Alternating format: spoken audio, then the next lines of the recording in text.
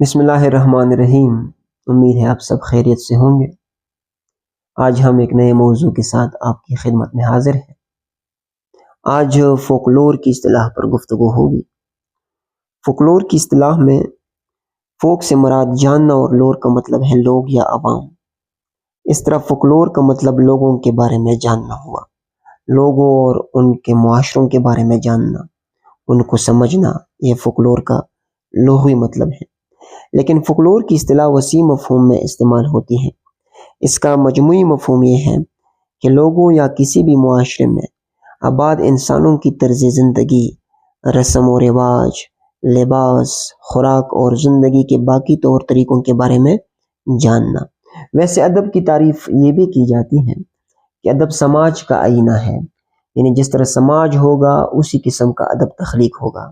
اگر سماج کے سیاسی، معاشرتی، سماجی اور اقتصادی صورتحال بہتر ہو تو ادب بھی بہتر ہوگا۔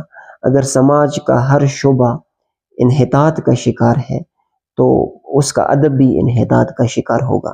لیکن فولکلور کی جو اصطلاح ہے یہ اس کا مفہوم مختلف ہے۔ اس کا مطلب یہ ہے کہ فولکلور میں ایک سماج کی مکمل عکاسی ہوتی ہے۔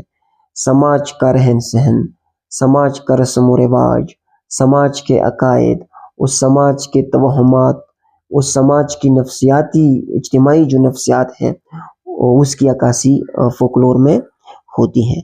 جس طرح پشتو میں مختلف داستانیں ہیں، دم خان درخانے، شیر عالم میمونے، یوسف خان شیربانو، تو یہ جو داستانیں ہیں ان میں پشتون سوسائٹی کی عکاسی موجود ہے۔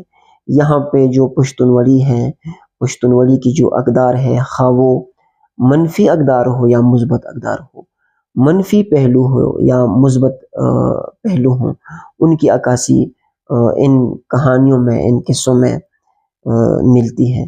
تو فولکلور کا مطلب یہ ہوا کہ فولکلور میں سماج کی تصویر کشی کی جاتی ہے، ایک سماج کی عکاسی ہوتی ہے۔ اس سماج کی اجتماعی نفسیات کیا ہے، اس سماج کے عقائد کیا ہے، اس سماج کا رہن سہن کیا ہے، اس سماج کے رسم و رواج کیا ہے۔